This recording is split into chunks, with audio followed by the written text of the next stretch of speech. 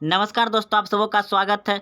Bihar board matric परीक्षा 14 फरवरी 2023 को first sitting में गणित का परीक्षा हो चुका है। तो दोस्तों मेरे पास सेट ए है और आपको 100 ऑब्जेक्टिव प्रश्न पूछे गए थे, जिसमें से कि मात्र आपको 50 प्रश्न का सही जवाब देना था। तो दोस्तों जिसका ए सेट होगा उसका सेम टू सेम प्रश्न मिलेगा, और नहीं भी है तो आपका आगे पीछे प्रश्न यानी नंबर चेंज होगा और प्रश्न मिलेगा, क्योंकि आप एग्जाम दे करके आए हैं तो आपको याद ही होगा। तो चलते हैं प्रश्न मिलाने के लिए। दोस्तों मेरे पास जितना सेट आया है, जितना प्रश्न पत्र आया है, उसका हम बता रहे हैं जल्दी जल्दी में।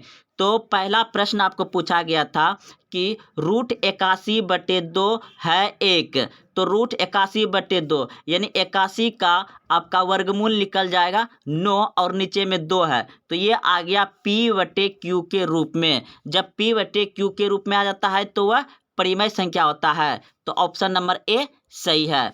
अगला प्रश्न है, 2 नंबर पूछा गया है, 192 के अभाज्य गुणनखंड में 2 का घात क्या होगा। तो दोस्तों आप सभी 192 को इस तरह से 2 से भाग दीजिएगा तो 6 बार, यानी कि इस पे आ जाएगा 2 पे पावर 6 आ जाएगा। ऑप्शन नंबर सी सही है। दोस्तों जल्दी जल्दी में हम बता रहे हैं, आप सभी बनाए होंगे इस तरह से, तो आपका आंसर सही होगा। तो 3 नंबर है, यदि भाग एलोग्रिथम a बराबर px प्लस r में a बराबर 72 और q बराबर 8 तथा r बराबर 0 तो b का मान क्या होगा।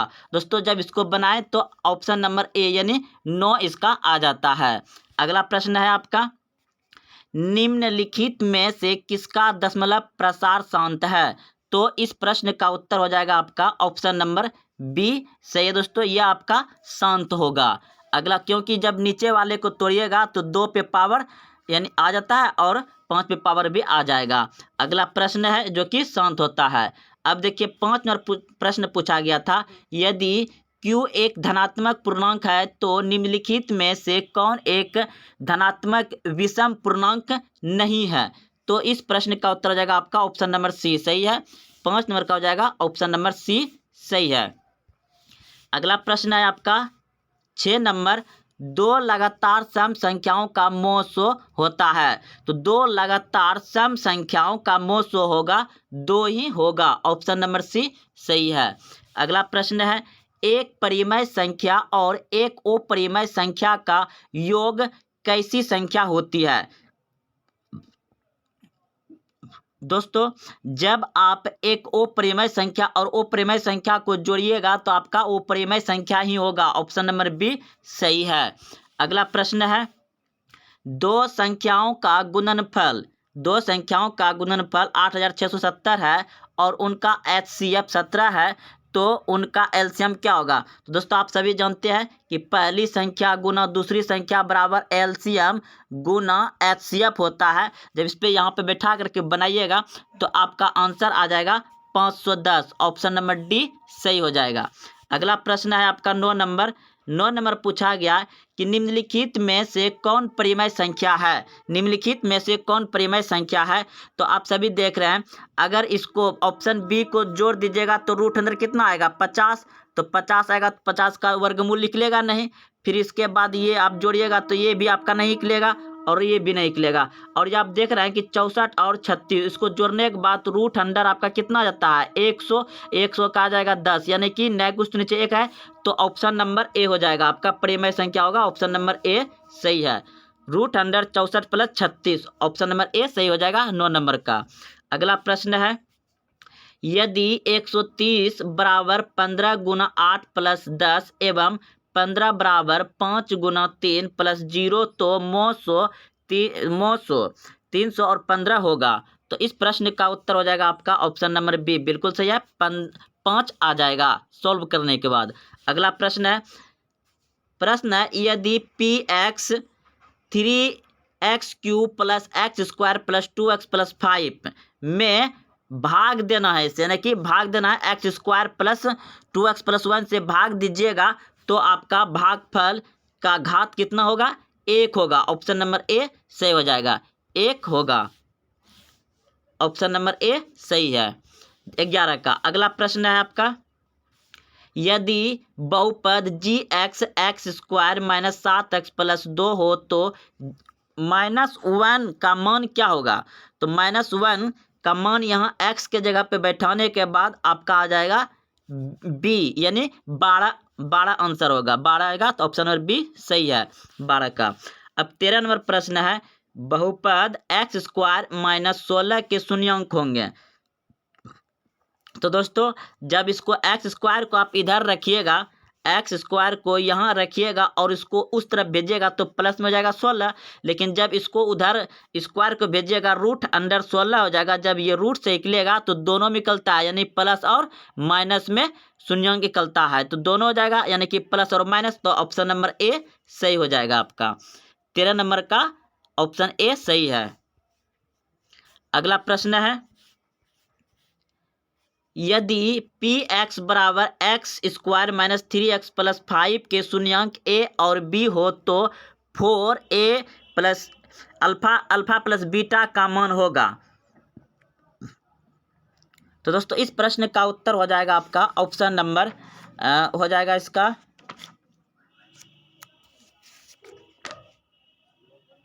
12 आ जाएगा। दोस्तों इसको सॉल्व किए हैं हम, बगल में 12 आ जाएगा, ऑप्शन नंबर ए सही है। अगला प्रश्न है, यदि बहुपद x square minus 9x plus 2a के शून्यांकों का गुणनफल 8 हो तो a का मान क्या होगा। तो दोस्तों इसका भी आ जाएगा ऑप्शन नंबर ए, बिल्कुल सही है। सॉल्व करके देख लिए हैं, 4 आएगा, क्योंकि आपको जल्दी से आंसर मिलाना है। तो ऑप्शन नंबर ए हो जाएगा इसका सही, यानी कि 4 आ जाएगा। अगला प्रश्न है, यदि बहुपद पी एक्स का एक शून्यांक -1 तो पी एक्स का एक गुणनखंड होगा। तो दोस्तों 16 नंबर का हो जाएगा आपका ऑप्शन नंबर बी सही है। अगला प्रश्न है 17 नंबर प्रश्न है, निम्नलिखित में से किस द्विघात बहुपद के शून्यांकों का योग -3 एवं शून्यांकों का गुणनफल कितना है 2 है। तो इसमें द्विघात समीकरण कौन सा होगा। तो ऑप्शन नंबर हो जाएगा आपका ए, ऑप्शन नंबर ए बिल्कुल सही, x square plus 3x plus 2, option number A सही है। अगला प्रश्न है आपका, यदि अल्फा बीटा गामा त्रिघात बहुपद A X cube plus B X plus C plus D बराबर 0 के शून्यांक हो तो अल्फा बीटा गामा का मान क्या होगा। तो दोस्तों जब इसे सॉल्व किए तो ऑप्शन नंबर डी बिल्कुल सही, इसका सूत्र ही आ जाएगा आपका, ऑप्शन नंबर सी बिल्कुल सही है, -d/a। अगला प्रश्न है 19 नंबर, बहुपद y square minus y plus 1 into 5 y पे पावर 5 माइनस 4y पर 3 प्लस वाई पे स्क्वायर प्लस 3y का घात है। तो दोस्तों इनमें क्या होगा गुणनखंड, यहाँ से गुणा करने के बाद सबसे बड़ा घात आ जाएगा आपका 7, ऑप्शन नंबर कट छट के आएगा 7, ऑप्शन नंबर बी सही है। अगला प्रश्न है, यदि 3x माइनस 2y बराबर 12 एवं 4x प्लस दोस्तों प्रश्न है आपका, यदि 3x माइनस 2y बराबर 12 और एक समीकरण है 4x माइनस 5y बराबर 16, तो इनका निकालना है। तो दोस्तों एक इसमें बता देते हैं हम, अगर यदि आपको x निकालना है तो बराबर इन दोनों संख्या को जोड़ दीजिए, ये 16 और 8 इसको जोड़ दीजिए और इसको भाग दे दीजिए 2 से, इससे आ जा सकता है। दोस्तों आपको चलिए दोस्तों इसका आंसर हम निकाल चुके हैं, तो ऑप्शन नंबर ए हो जाएगा इसका। 20 का कितना हो जाएगा आपका आंसर नंबर ए, x का मान 4 और y का मान 0 आ जाएगा। अगला प्रश्न है, दो रैखिक समीकरणों के लेखा चित्र यदि समपाती रेखा है तो उनके कितने हल होंगे। तो दोस्तों जब इस तरह का प्रश्न है कि दो रैखिक समीकरणों के लेखा चित्र यदि समपाती रेखाएं हो तो उनका कितना होता है अनेक हल होता है। क्या होता है अनेक, अनगिनत हल होगा, ऑप्शन नंबर सी सही है, अनगिनत हल होंगे। अगला प्रश्न है, समीकरण 2x माइनस वाई माइनस 3 बराबर 0 एवं 12x प्लस 7y माइनस 5 बराबर 0 के आलेख किस प्रकार की सरल रेखाएं होगी। तो ऑप्शन नंबर सी बिल्कुल सही है होगा, परिच्छेदी सरल रेखाएं, ऑप्शन नंबर सी सही है।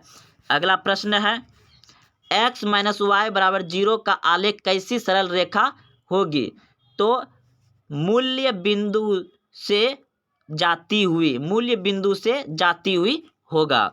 अगला प्रश्न है निम्नलिखित में से कौन द्विघात समीकरण है? निम्नलिखित में से कौन द्विघात समीकरण है? ये आपका same to same NCERT book का ही दिया गया है। ऑप्शन नंबर बी सही है। आपको याद ही होगा यह प्रश्न, एनसीईआरटी बुक से बनाए होंगे तो। अगला प्रश्न है यदि समीकरण 2x² plus P x minus 3 बराबर 0 एक मूल्य कितना दिया गया है? -3, तो p का मान होगा, तो p का मान हो जाएगा आपका ऑप्शन नंबर बी, बिल्कुल सही है, 5। अगला प्रश्न है के किन मानों के लिए द्विघात समीकरण 9x² प्लस 3kx प्लस 4 बराबर 0 के मूल्य वास्तविक और समान है? तो ऑप्शन नंबर ए बिल्कुल सही है, +-4 होगा, +-4 हो जाएगा।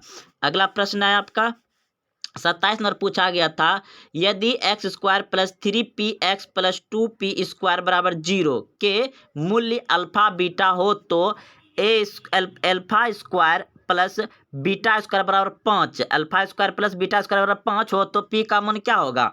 तो इस प्रश्न का उत्तर हो जाएगा +-1 आ जाएगा इसका उत्तर। ऑप्शन नंबर सी सही है 27 का। अगला प्रश्न है द्विघात समीकरण A square P square X square minus Q के मूल्य होंगे, तो इस प्रश्न का उत्तर हो जाएगा आपका ऑप्शन नंबर डी, बिल्कुल सही है। अगला प्रश्न है 29 नंबर प्रश्न है द्विघात समीकरण x² माइनस 15x प्लस 5 बराबर 0 के मूल्य के योग एवं मूलों के गुणनफलों का अनुपात क्या होगा? यानी मूलों का योग एवं मूलों के गुणनफल, तो मूलों का योग क्या होता है? -b/a अनुपात और मूलों का गुणनफल c/a होता है। तो आप दोनों बैठा दीजिएगा मान, यानी कि आप मूलों का शून्यंक मूलों का योग निकाल करके और गुणनफल निकाल करके अनुपात बैठाने के बाद हो जाएगा। दोस्तों कम नहीं कर रहा है, रुकिए। तो चलिए आपको हम बता देते हैं कि ऑप्शन नंबर डी हो जाएगा, इसका हम बना चुके हैं। अगला प्रश्न है यदि द्विघात समीकरण के मूल्य -5 एवं -1 है तो द्विघात समीकरण क्या होगा? तो इस प्रश्न का उत्तर हो जाएगा आपका ऑप्शन नंबर जो है कि 1 आ जाएगा, ऑप्शन नंबर 1 आ जाएगा। आप सभी जानते होंगे इसका सूत्र बैठाने के लिए। तो अगला प्रश्न है, इस प्रश्न का उत्तर 1 हो जाएगा। अगला प्रश्न है 31 नंबर द्विघात समीकरण x² plus 4x plus b बराबर 0 का विवेचक क्या होगा? यानी d बराबर b² माइनस 4ac, तो ac a के जगह पे c के जगह क्या है b, यानी आपका आ जाएगा ऑप्शन नंबर ए, बिल्कुल सही है। ऑप्शन नंबर ए हो जाएगा 16 माइनस, क्योंकि स्क्वायर हो जाएगा, 4 का स्क्वायर हो जाएगा, बी के जगह पे है, तो 16 स्क्वायर माइनस, तो -4b, ऑप्शन नंबर ए सही है, ऑप्शन नंबर ए। अगला प्रश्न है निम्नलिखित में से कौन समांतर श्रेणी में है? समांतर श्रेणी में कैसे पता करते हैं? जिसका अंतर समान हो, यानी कि सभी का अंतर समान हो, तो ऑप्शन नंबर डी बिल्कुल सही है, इसका अंतर सामान्य है। अगला प्रश्न है समांतर श्रेणी √18, √50, √98 में का सार्व अंतर क्या है? तो इसका सार्व अंतर क्या हो जाएगा? तो ऑप्शन नंबर बी बिल्कुल सही है, 2√2 हो जाएगा। अगला प्रश्न है 34 नंबर समांतर श्रेणी 2, 5, 8, 11 का 11वां पद क्या होगा?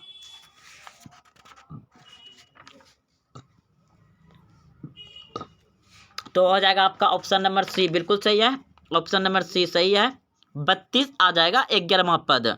बिल्कुल ये एनसीईआरटी बुक का है, सवाल दिए गए हैं दोस्तों। यदि किसी समांतर श्रेणी का nवां पद 8n-2 हो तो इस श्रेणी का 7वां पद कौन सा होगा? तो 7वां पद हो जाएगा आपका 54, ऑप्शन नंबर ए सही है, ये भी आपका एनसीईआरटी बुक का ही है। अगला प्रश्न है यदि किसी समांतर श्रेणी में प्रथम पद 30 और मतलब प्रथम पद आपका आ गया 30 हो तो श्रेणी का सार्व अंतर क्या होगा? तो इस प्रश्न का उत्तर आ जाएगा 5, सार्व अंतर आ जाएगा 5, ऑप्शन नंबर सी सही है। अगला प्रश्न है 37 नंबर, यदि 2x - 1, 3x + 2 एवं 6x - 1 किस समांतर श्रेणी के तीनों क्रमागत में है तो x का मान क्या होगा? जब दोस्तों इसका x का मान निकालें तो आ गया 3, ऑप्शन नंबर ए सही है, 3 आ जाएगा। अगला प्रश्न है 38 नंबर, समांतर श्रेणी 2, 6, 10, 14, 82 में पदों की संख्या कितनी है? तो इसमें हो जाएगा 21 पद हो जाएगा, ऑप्शन नंबर बी सही है। अगला प्रश्न है समांतर श्रेणी 72, 63 और 54 का कौन सा पद शून्यांक होगा? तो दोस्तों ये एनसीईआरटी बुक का ही है, आपको याद ही होगा, 9वां पद होगा, ऑप्शन नंबर बी सही है। अगला प्रश्न है 40 नंबर, 40 नंबर प्रश्न है बिंदुएं ए cos थीटा 0 तथा 0, ए sin थीटा के बीच की दूरी क्या होगा? तो इस प्रश्न का उत्तर हो जाएगा आपका ऑप्शन नंबर जो है कि हो जाएगा ए, इसका बनाने के बाद आया ए, ऑप्शन नंबर ए सही है। तो अगला प्रश्न है आपका बिंदु 15, 8 की मूल्य बिंदु से दूरी क्या होगी? तो मूल्य बिंदु निकालने के लिए दोस्तों आप सभी जानते होंगे कि डायरेक्ट इसका स्क्वायर कर दीजिए, 15 का स्क्वायर अब प्लस 8 का स्क्वायर कर दीजिए, दोनों को जोड़ करके वर्गमूल निकाल लीजिए, तो आपका ऑप्शन नंबर सी बिल्कुल सही है, 17 हो जाएगा, ऑप्शन नंबर सी 17। सरल रेखा y बराबर 2x - 3 का आलेख निम्न में से किस बिंदु से होकर गुजरेगी? तो किस बिंदु से होकर के गुजरेगी? तो ये हो जाएगा आपका ऑप्शन नंबर डी बिल्कुल सही है, 5, 7। अगला प्रश्न है x अक्ष पर वह बिंदु जो बिंदु -2, 0 एवं 6 एवं समदुरुस्त हो तो इसका आंसर हो जाएगा आपका ऑप्शन नंबर बी बिल्कुल सही है, 2, 0 आ जाएगा, ऑप्शन नंबर बी सही है।